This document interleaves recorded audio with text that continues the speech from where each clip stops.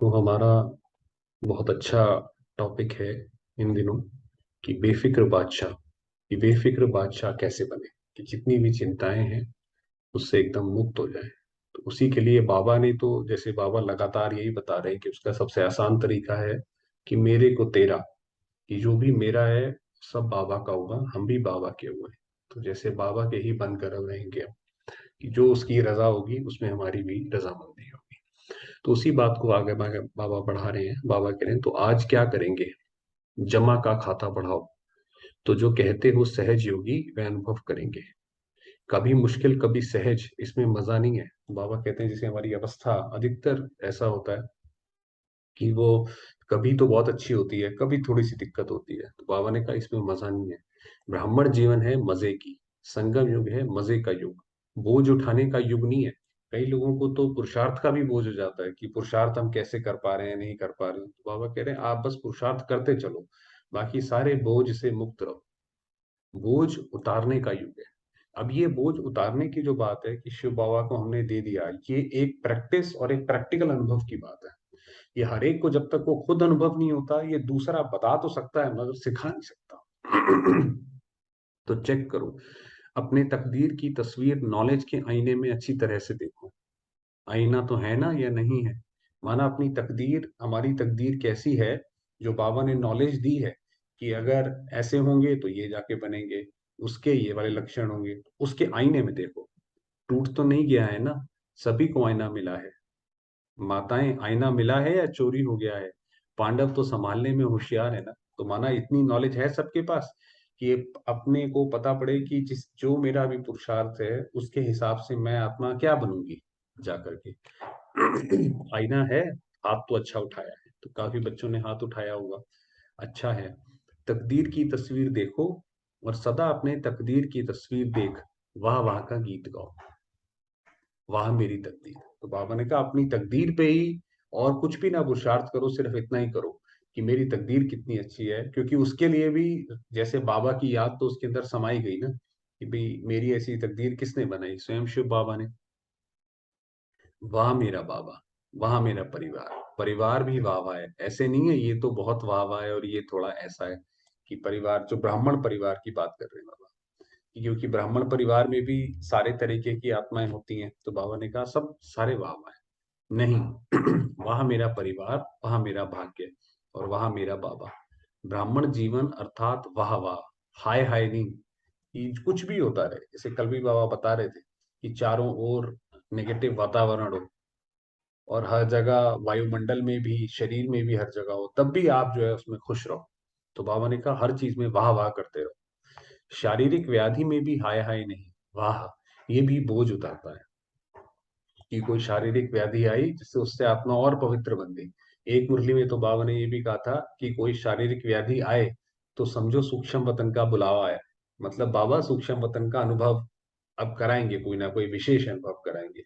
तो कोई भी परिस्थिति आए, विघ्न आए, तो उसको ऐसे ले कि भाई चलो अब कुछ नया अनुभव होगा।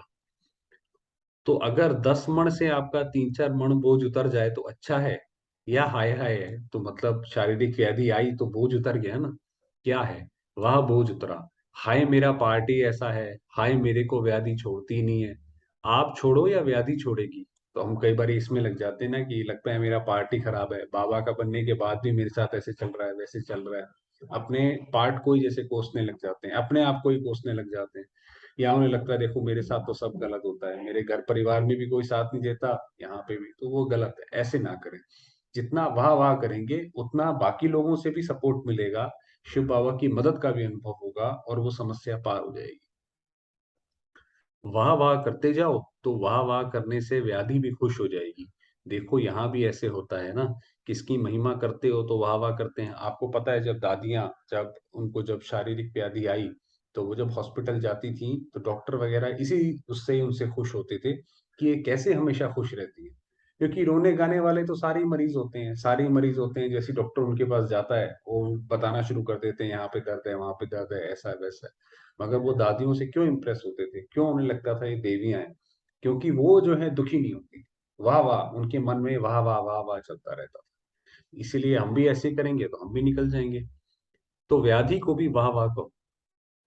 हाय मेरे पास ही क्यों आई, मेरा ही हिसाब है, प्राप्ति के आगे तो हिसाब कुछ भी नहीं है, प्राप्तियां सामने रखो। तो वही बाबा ने कहा, अपनी तकदीर के गीत गाते रहो, अपनी प्राप्तियां सामने रखो, और हिसाब किताब सामने रखो तो क्या लगेगा, बहुत छोटी सी चीज लगेगी। माना अभी तो ये क्या, थोड़ा सा ही ये हिसाब किताब हमें पूरा करना है, फिर तो हम आधा कल बहुत अच्छी तरीके से रहेंगे। मतलब तो ब्राह्मण जीवन में कुछ भी हो जाए, पॉजिटिव रूप में देखो। जैसे बाबा के सामने भी कितनी सारी चीजें होती थी, चाहे जैसे हम हमेशा बताते आते हैं, मगर बाबा हमेशा उसको पॉजिटिव में ही लेते थे। नेगेटिव से पॉजिटिव करना तो आता है ना, नेगेटिव पॉजिटिव का कोर्स भी तो कराते हो ना, तो उस समय अपने आप को कोर्स कराओ तो मुश्किल सहज हो जाएगा। मुश्किल शब्द ब्राह्मणों की डिक्शनरी में नहीं होना चाहिए। तो बाबा ने कहा ये ऐसा नहीं होना चाहिए। कोई भी हिसाब है, आत्मा से है, शरीर से है, या प्रकृति से है, क्योंकि प्रकृति के पांच तत्व भी कई बार मुश्किल का अनुभव कराते हैं। कोई भी हिसाब किताब योग अग्नि में भस्म कर। माना कोई भी ऐसा आए तो हमारे मन के अंदर ये लगन हो कि मैंने शिव बाबा को याद करना है, मैंने शिव बाबा को याद करना है। तो वो जो वो लगन की अग्नि होगी, उसके अंदर सब कुछ भस्म हो जाएगा, कि हमारा ध्यान और कहीं है ही नहीं है, हमारा ध्यान तो सिर्फ ये है कि हम शिव बाबा को याद करें। तो उसके अंदर बाकी कुछ भी होगा तो वो भस्म हो जाएगा। आपको पता है, जब पाकिस्तान से यहाँ आ रहे थे, तो बीच में नाव में भी बैठना था, उसमें वो भी पार करके आ रहे थे। तो जब ऐसा था तो बाबा ने बोला था, कि बाबा ने बच्चों को बोला कि बच्चे ऐसे पार करना कि जैसे हम बाबा के साथ उसकी सेवा पे जा रहे हैं। तो अगर नाव हिलेगी भी, कुछ होगा भी, तो आपको डर नहीं लगेगा। तो माना वो लगन की अग्नि अगर रहेगी कि मैंने बाबा को याद करना है, मैंने बाबा को याद करना है, तो उस अग्नि में ये सब बाकी चिंताएं भस्म हो जाएंगी। समझा क्या करना है? जमा का खाता बढ़ाओ। बोल में भी साधारण बोल नहीं, बोल में भी भिन्न भिन्न भाव और भावना होती है, और बोल द्वारा भाव और भावना का पता पड़ जाता है। तो सदा जो भी बोल बोलो उसमें आत्मिक भाव हो, शुभ व श्रेष्ठ भावना हो। आपको पता है दुनिया में तो कैसे कैसे लोग बोलते हैं, कई बार कटाक्ष करते हैं, सरकाज्म, तर्क की उसकी भाषा में बोलते हैं, कि सामने वाले को चुभती है वो बात। तो बाबा ने कहा आप जब बोलो तो उसके अंदर आत्मिक भाव हो, ऐसे करके बोलो आप। बोल भी और भावना भी, माया की जो भावना है वह ईर्ष्या, हसद, घृणा, ये माया की भावना है। ये तो लोग दुनिया में जैसे एक दूसरे को कांटा चुभाते रहते हैं। सदा शुभ भाव और भावना हो, ऐसा है चेक करना। समय का खजाना, बोल का खजाना, जो बाबा ने बोला ना जमा, कि ऊपर जो बोला था कि जमा का हिसाब कितना है, तो ये है वो जमा का हिसाब, कि समय का खजाना हमारे पास है, वो हमने कितना बचाया, कम समय में कितना ज्यादा से ज्यादा काम करा। बोल का खजाना, कैसे कम बोला और काम ज्यादा। संकल्पों का खजाना, शक्तियों का खजाना, ज्ञान का खजाना, गुणों का खजाना। एक एक खजाने को चेक करो, क्योंकि हर खजाने का खाता जमा कर। तो ये हम देखें कि ये जितने भी खजाने हैं वो हमने कितने जमा किए, माना कम उसमें काम ज्यादा। इन सर्व खजानों का खाता भरपूर हो, तब कहेंगे फुल मार्क्स, अर्थात पास विद ऑनर। ऐसे नहीं सोचना एक खजाना अगर कम जमा है तो क्या हर्जा है, लेकिन पास विद ऑनर बनने के लिए सर्व खजानों में खाता भरपूर हो, ज्ञान भी पूरा हो तो गुण भी पूरे हो, और शक्तियां भी पूरे हो, तो फिर कम संकल्पों में वो कर सकते हैं। बाप दादा के सामने जो आज बैठे हैं, सिर्फ उन्हों को नहीं देख रहे हैं, जो भी बच्चे देश में हैं या विदेश में हैं, सभी को देख रहे हैं। बाबा जैसे जब देखते थे, बाबा बता रहे हैं कि बाबा किस दृष्टि से देख रहे हैं, कि बाबा के सामने सारे के सारे बच्चे जैसे सामने हैं, सम्मुख नहीं है लेकिन दिल में है। आप आज सम्मुख हो, कल और होंगे, लेकिन ऐसे नहीं कि आपको बाप दादा नहीं देखते हैं, वे दिल में हैं, आप सम्मुख हो। तो बाबा ने बताया कि बच्चे तो सम्मुख आते जाते रहते हैं, हर एक का टर्न होता है। अगर बाबा ने कहा ये बच्चे सारे बाबा के दिल में हैं। ऐसे नहीं कि आप दिल में नहीं हो, लेकिन सम्मुख हो, उसका महत्व है। समझा? अच्छा, बिजनेस वाले हाथ उठाओ। बिजनेस वाले क्या सोचते हैं, खास आपको चांस मिला है, बिजनेस वालों को बाप से भी बिजनेस कराओ। तो ये जो बिजनेसमैन है उनके लिए बाबा कह रहे हैं कि ये जो बाबा के साथ एक तरीके से बिजनेस हो रहा है ना हमारा, कि हम बाबा को जो भी दे रहे हैं तो बाबा हमें भविष्य में और वर्तमान में उसका एवजा लौटा रहे हैं। सिर्फ खुद किया वह तो अच्छा किया, लेकिन औरों को भी बाप से बिजनेस कराओ, क्योंकि आजकल सर्व बिजनेसमैन टेंशन में बहुत है। तो आजकल बिजनेस चलाना तो बहुत मुश्किल काम है। बिजनेस समय अनुसार नीचे जा रहा है, इसलिए जितना भी पैसा है, पैसे के साथ चिंता है क्या होगा। क्यों बिजनेसमैन को ये बहुत चिंता रहती है कि क्या होगा आगे, क्या होगा, कैसे इकोनॉमी कहाँ जाएगी। तो उन्हों को चिंता हटाए अविनाशी खजाने का महत्व सुनाओ। तो बिजनेसमैन की चिंता कैसे दूर करेंगे, तो ये बाबा ने बताया आगे। तो जितने भी बिजनेसमैन आए हैं, चाहे छोटा बिजनेस है चाहे बड़ा है, लेकिन अपने हमजिन्स कार्य करने वाले वालों को खुशी का रास्ता बताओ। जो भी आप बिजनेसमैन आए हैं, उन्हों को चिंता है क्या होगा, कैसे होगा, चिंता है। पहले तो बाबा कह रहे भाई आपकी चिंता है ये बताओ, क्योंकि आपके अंदर अगर चिंता नहीं होगी तो आप उनकी हटा पाओगे ना। अगर आपके अंदर ही होगी तो कैसे होगा। चिंता नहीं है तो हाथ उठाओ, कल कुछ भी हो जाए तो बेफिक्र बादशाह हैं। बिजनेसमैन बेफिक्र बादशाह हैं, थोड़ों ने हाथ उठाया है। तो ये जैसे बाबा ने हमारी जो एक गारंटी ले ली है कि बच्चे तुम हमेशा सदा सेफ रहोगे, तो पहले हम खुद जो है उस चिंताओं से मुक्त बने, तब हम वो सेवा आगे भी कर सकेंगे। जिसको थोड़ा थोड़ा फिक्र है वह हाथ उठा सकते हो, यह शर्म आएगा।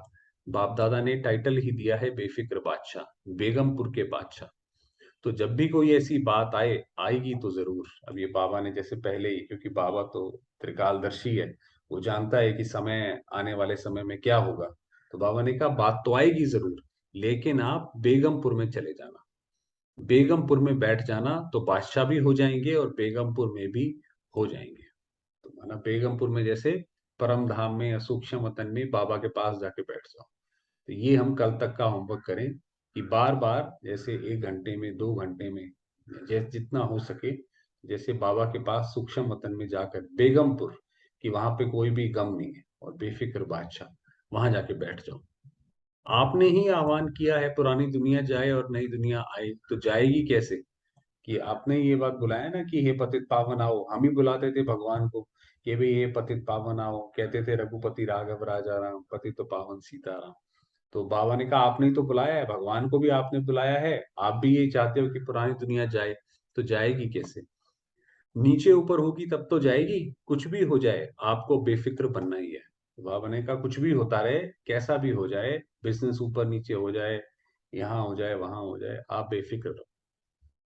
आपने ही आह्वान किया है पुरानी दुनिया खत्म, तो पुरानी दुनिया में, पुराने मकान में क्या होता है, कभी क्या टूटता है, कभी क्या गिरता है, ये तो होगा ही। तो बाबा ने कहा जैसे पुराने घर में आप जाएं तो आप देखेंगे कहीं दीवार गिर रही है, कहीं विंडो टूट रही है। तो बाबा ने कहा ये तो होता ही है, ऐसे ही ये दुनिया भी पुरानी हो गई है। कभी आज यहाँ पे ये लड़ाई हो रही है तो दूसरी जगह दूसरी लड़ाई हो रही है। तो बाबा ने कहा ये तो होगा ही, नथिंग न्यू। जैसे जैसे हम बात करते हैं भाई नथिंग न्यू, ये तो जैसे ऑलरेडी रिकॉर्डेड है, उसको हम देख रहे हैं, तो इसके अंदर कुछ भी गलत या ऐसा नहीं हो सकता, ये सब कुछ ऑलरेडी रिकॉर्डेड है पहले से, नथिंग न्यू। ब्रह्मा बाप का यही हर बात में शब्द था, नथिंग न्यू। तो बाबा के सामने कुछ भी होता था, कोई बच्चे आए, कोई बच्चे गए, बाबा को छोड़ के भी गए, कोई ऐसा कुछ हादसा हुआ तो बाबा कहता था नथिंग न्यू, ये पहले भी हुआ था और ये अब भी दोबारा हुआ है, होना ही है, हो रहा है, और हम बेफिक्र बादशाह हैं। तो उसमें हम किस चीज की चिंता करें। भाई आपने एक मैच देखा, उसके अंदर इंडिया जीत गई या इंडिया हार गई, अब आपको पता है, आप उसकी रिकॉर्डिंग देख रहे हैं, तो कोई बोले कि भाई हमें बड़ी चिंता हो रही है कि क्या होगा, तो वो बोलेगा भाई ये मैच तो हो चुका है, ये तो आप रिकॉर्डिंग देख रहे हो, इसमें चिंता की क्या बात है। उसी तरीके से जब ये सारी चीजें जो बाकी दुनिया की हैं, वो भी एक एक बार हो चुकी हैं ऑलरेडी, तो वो नथिंग न्यू है उसमें, वो सारी तो स्क्रिप्टेड है, दोबारा से वही वही वही हो रहा है। ऐसे बेफिक्र हो, बेफिक्र होंगे तो देवाला भी बच जाएगा। अगर देवाला मारते होंगे तो बच जाएंगे, और फिक्र में होंगे, निर्णय ठीक नहीं होगा तो एक दिन में क्या से क्या बन जाते हैं, ये तो जानते ही हो। बेफिक्र होंगे, निर्णय अच्छा होगा तो बच जाएंगे। बाबा ने कहा इसलिए जो है कोई भी चीज हो, उससे बेफिक्र रहना बहुत ज्यादा जरूरी है, चाहे कितनी भी हो जाए तो फिर उसमें बच जाएंगे। टचिंग होगी, अभी समय अनुसार ये करें या नहीं करें, इसलिए फिक्र माना बिजनेस भी गिरना और अपनी स्थिति भी गिरना। तो अगर फिक्र होगी तो दोनों चीजें गिरेंगी। तो सदैव ये याद रखो, हम बेफिक्र बादशाह हैं, फिक्र की बात भी बदल जाएगी। हिम्मत नहीं हारो, दिल शिकस्त कभी नहीं हो कि अरे भाई ये तो बहुत बुरा हो गया, इतना कैसे निकलेंगे इससे हम, ये तो बहुत दिक्कत हो गई। आगे हमारे भविष्य का क्या होगा। तो बाबा ने कहा हिम्मत नहीं हारो, निकल जाओगे उससे। हिम्मत से बाप की मदद मिलती रहेगी। बाप मदद के लिए बंधा हुआ है, लेकिन हिम्मतहीन का मददगार नहीं है। तो बाबा मदद के लिए बंधा हुआ है, क्योंकि जैसे हम आत्माएं भी कोई रचना रचती हैं, भाई किसी का कोई बच्चा हो तो वो बोलते हैं भाई इसके माँ बाप कौन है, देखो भाई माँ बाप पालते नहीं है, ऐसे ही छोड़ दिया, क्योंकि वो माँ बाप जो है वो बच्चे के साथ बंधे हुए हैं, अपनी रचना के साथ बंधे हुए हैं। ऐसे ही हम भी शिव बाबा की रचना है, तो हमारे साथ भी शिव बाबा बंधा हुआ है। मगर वो हिम्मत मदद कब देगा, जब हम हिम्मत रखेंगे। अगर हम निढाल हो जाएंगे, अरे कुछ नहीं हो सकता, ऐसा हो गया वैसा हो गया, तो वो मदद कैसे करेगा। इसलिए आप सोचेंगे बाप की मदद तो मिली नहीं, लेकिन पहले ये सोचो हिम्मत है, हिम्मत बच्चे की, मदद बाप की। आधा शब्द नहीं पकड़ो कि बाप की मदद तो चाहिए ना, लेकिन हिम्मत रखी, दिल शिकस्त ना होकर हिम्मत रखते चलो, तो मदद गुप्त मिलती रहेगी। हारो नहीं कभी भी, कैसी भी सिचुएशन आए, बाबा की पूरी मुरलियों का सार यही निकल के आता है। कैसी भी सिचुएशन आ जाए, ये सोचो कि अब क्या करना है इसमें से बाहर निकलने के लिए। घबराना वो सब करना नहीं है, बस ये सोचो कि इससे अब क्या करें तो हम इससे हैं बाहर निकलें, श्रीमत को फॉलो करते हुए। बाबा उसमें मदद करेगा, निकाल ले जाएगा। तो बोलो कौन हो, बिजनेसमैन वाले सभी बोलो कौन हो, बेफिक्र बादशाह हो, पहले ऊपर पूछा। जब बाबा ने देखा कि कई थोड़े बच्चों ने हाथ उठाया, तो बाबा ने उसी के ऊपर इसे पॉइंट को एक्सप्लेन किया। ये याद रखना, हिम्मत कभी नहीं छोड़ना, कुछ भी हो जाए मदद मिलेगी। कैसे बाबा भगवान देखो कैसे बोलता है, कुछ भी हो जाए कि मदद मिलेगी। कितने सारे हमारे सामने एग्जाम्पल हैं, हमने ग्रुप पे भी एक प्लेलिस्ट डाली थी, मदद विकट परिस्थितियों में, कि कैसे बाबा जो है अपने बच्चों की विकट से विकट, जब कुछ आगे दिखाई नहीं पड़ेगा, तब वहां पे भी भगवान मदद करेगा। लेकिन आधा नहीं याद करना, पूरा याद करना। तो बाबा ने कहा ऐसे है।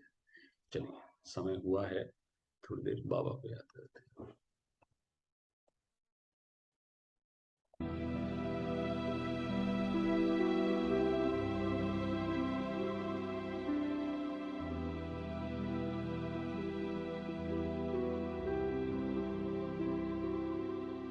मैं आत्मा,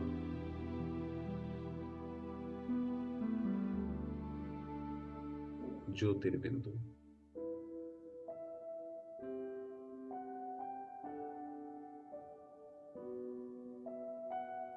निराकार,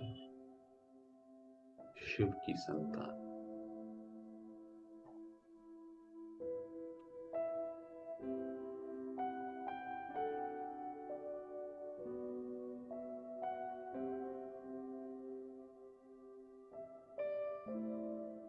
मेरे बाबा।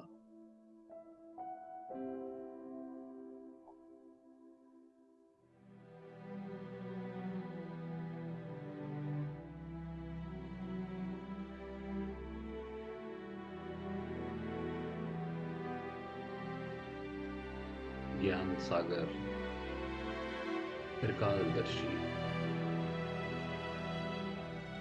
गीता ज्ञान का।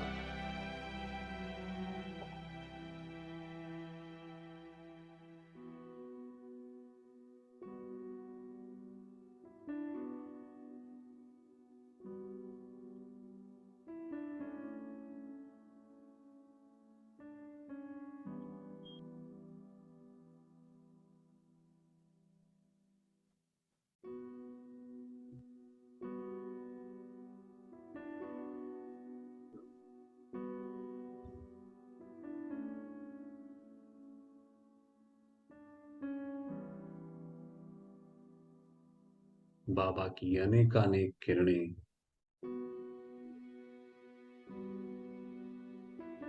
उनकी शक्तियां, उनका स्नेह, आशीर्वाद मुझ आत्मा पर बरस रहा है।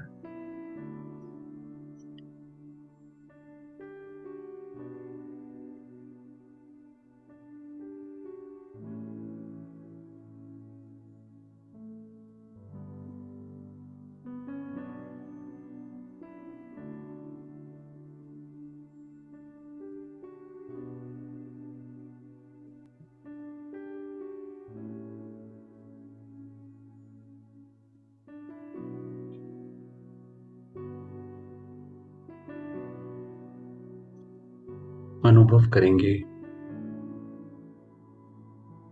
बाबा की इन किरणों को स्वयं के ऊपर।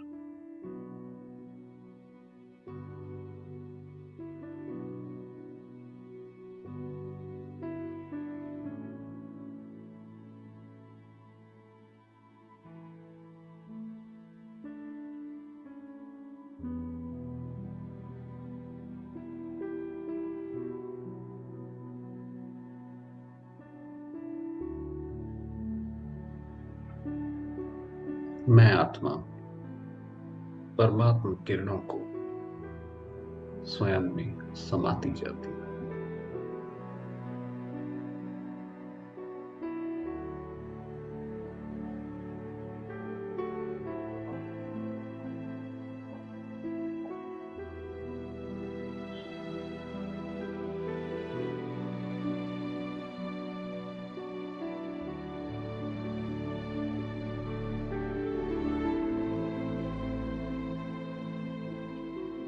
मैं आत्मा पांडव पांडव पति के साथ हूं।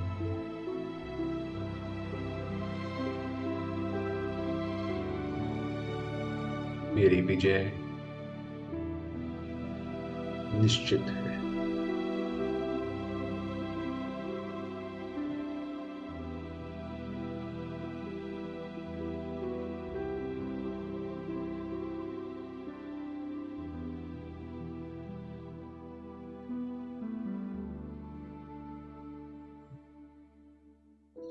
मैं आत्मा बेफिक्र बादशाह।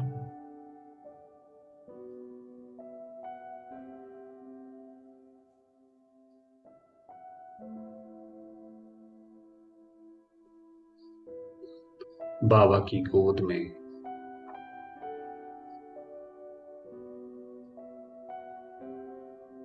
उनकी किरणों में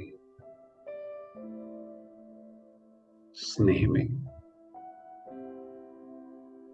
समाई हुई हूं।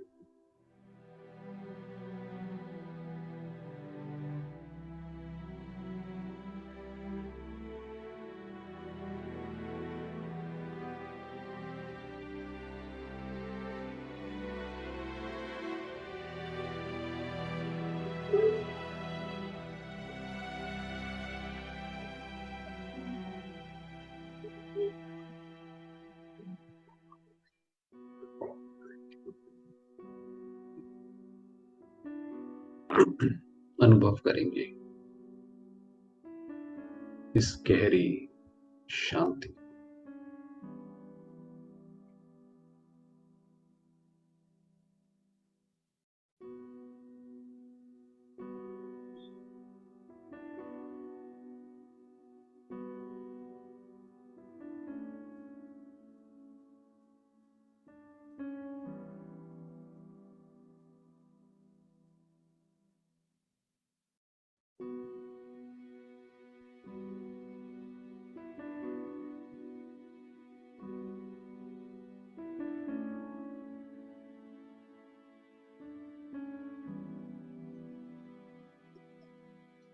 शांति के सूर्य शिव बाबा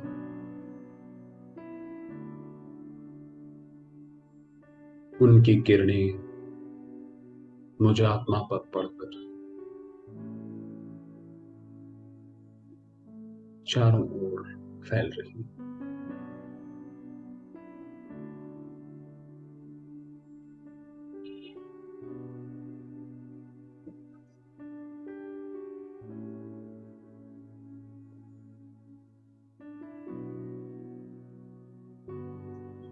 सर्वात्माओं को, प्रकृति को शांत कर रही,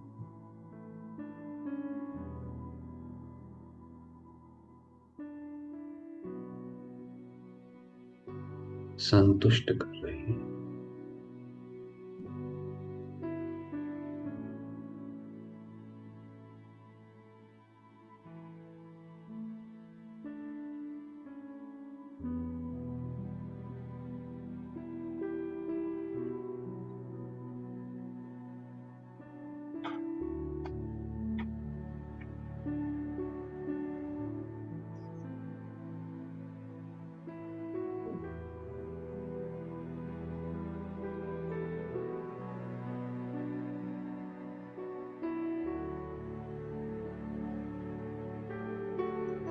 सर्वात्माएं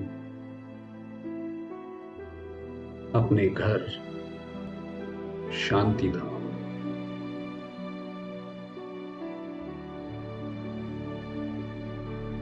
और पिता शिव की ओर आकर्षित हो रही।